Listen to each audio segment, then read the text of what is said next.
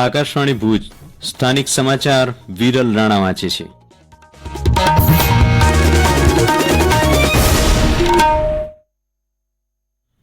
નમસ્કાર. મુખ્યમંત્રી ભૂપેન્દ્ર પટેલના વરદ હસ્તે આજે કચ્છ જિલ્લાના ભચાઉ તાલુકાના સિકરા ગામથી 1000 કરોડથી વધુના વિકાસ કામોનું શિલાન્યાસ અને લોકાર્પણ કરવામાં આવ્યું.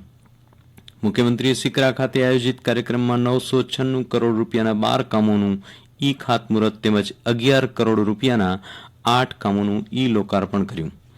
આ કાર્યક્રમમાં સાંસદ વિનોદ ચાવડા, જિલ્લા પંચાયત પ્રમુખ, કચ્છના ધારાસભ્યો સહિત કલેક્ટર અમિત અરોરા અને પૂર્વ કચ્છ પોલીસ અધિક્ષક સહિતના મહાનુભાવો ઉપસ્થિત રહ્યા. ગુજરાત ગૌણ સેવા પસંદગી મંડળ દ્વારા આગામી મહિનામાં યોજાનાર વર્ગ 3ની સંયુક્ત સ્પર્ધાત્મક પરીક્ષાને લઈને ઉમેદવારો માટે મહત્વનો નિર્ણય કરવામાં આવ્યો છે. તેમાં પરીક્ષાના દિવસે ઉમેદવારના લગ્ન, પ્રસૂતિ, યુનિવર્સિટીની કે અન્ય કોઈ પરીક્ષા હશે તો તેને પરીક્ષા માટે અલગથી તારીખ ફાળવવામાં આવશે. તે માટે ઉમેદવારે આગામી 12મી માર્ચ પહેલા મંડળને રૂબરૂમાં આધાર પુરાવા સાથે રજૂઆત કરવી પડશે. તેમજ 50 રૂપિયાના સ્ટેમ્પ પેપર પર સોગંદનામા સાથે લેખિતમાં અરજી કરવી પડશે. ઉલ્લેખનીય છે કે આ ઓનલાઈન પરીક્ષા 5500 જગ્યા માટે 1 એપ્રિલથી શરૂ થઈ રહી છે. મુખ્યમંત્રી ભૂપેન્દ્ર પટેલની અધ્યક્ષતામાં આજે કેબિનેટ બેઠક મળી હતી. કમોસમી વરસાદ બાદ કૃષિમાં થયેલા નુકસાન, 11 માર્ચથી શરૂ થતી બોર્ડની પરીક્ષાઓ અંગે સમીક્ષા થઈ હતી. તેમજ પીએમ મોદીના ગુજરાત પ્રવાસ અંગે આ બેઠકમાં તથા રાજ્ય સરકારના આગામી આયોજનો અને નીતિ વિષયક બાબતો પર ચર્ચા થઈ હતી. ગાંધીનગર કોબા ખાતે આવેલ ભાજપના પ્રદેશ કાર્યાલય કમલમ ખાતે ભાજપ પ્રદેશ અધ્યક્ષ સી.આર. પાટીલની ઉપસ્થિતિમાં કોંગ્રેસના પૂર્વ ધારાસભ્ય અર્જુન મોઢવાડિયા અને અમરીશ ડેર ભાજપમાં જોડાયા છે. તેમની સાથે અન્ય રાજકીય તથા સામાજિક આગેવાનો પણ મોટી સંખ્યામાં ભાજપમાં જોડાયા છે. ભાજપ પ્રદેશ કાર્યાલય કમલમ ખાતે પ્રદેશ અધ્યક્ષ સી.આર. પાટીલે વિકસિત ભારત સંકલ્પ 2024 અંતર્ગત પત્રકાર પરિષદને સંબોધન કર્યું. તેમજ વિકસિત ભારત મોદીની ગેરંટી વિડીયો વાનનું પ્રસ્તાવન કરાવ્યું હતું.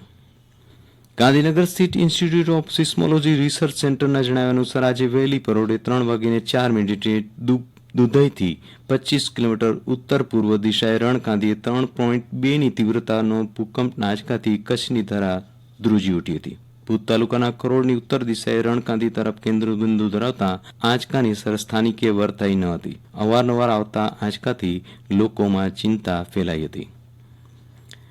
કચ્છ જિલ્લાના ગાંધીધામ તાલુકાના મધ્યાહન ભોજન યોજનાના કુલ 2 કેન્દ્રો માહેશ્વરી કુમાર પંચાયત પ્રાથમિક શાળા કેન્દ્ર 17 અને નવજીવન પંચાયત પ્રાથમિક શાળા 48 ગાંધીધામ ખાતે સંચાલકોની હંગામી કરારના ધોરણે નિમણૂક કરવાની થાય છે. અરજી સાથેના બિડાણોમાં જન્મનો આધાર, રહેઠાણનો આધાર, શૈક્ષણિક લાયકાતનો આધાર તેમજ આધાર કાર્ડની નકલ તેમજ એસએસસી સુધી અભ્યાસ અથવા તેની સમકક્ષ લાયકાત ધરાવતા 20 વર્ષથી ઉપરના અરજી કરી શકશે. આગામી તારીખ 20 માર્ચ સુધીમાં નિયત નમૂનામાં અરજી મામલતદાર કચેરી ગાંધીધામને મોકલી આપવા મામલતદાર ગાંધીધામની એક યાદીમાં જણાવાયું છે.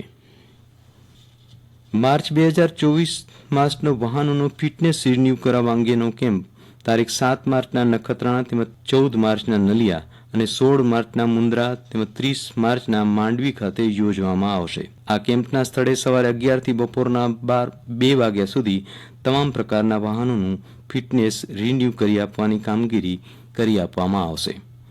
તેમજ ભુજ કચેરી પણ આ કામગીરી કરી આપવામાં આવશે તેવું પ્રાદેશિક વાહન વ્યવહાર અધિકારી ભુજ કચ્છની એક યાદીમાં જણાવાયું છે.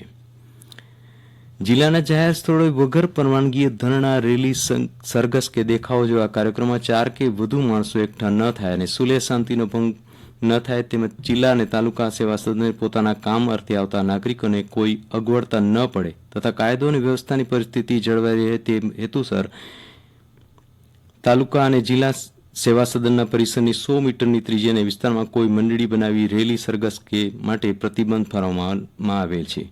આ જાહેરનામું આગામી તારીખ 19મી માર્ચ સુધી અમલમાં રહેશે.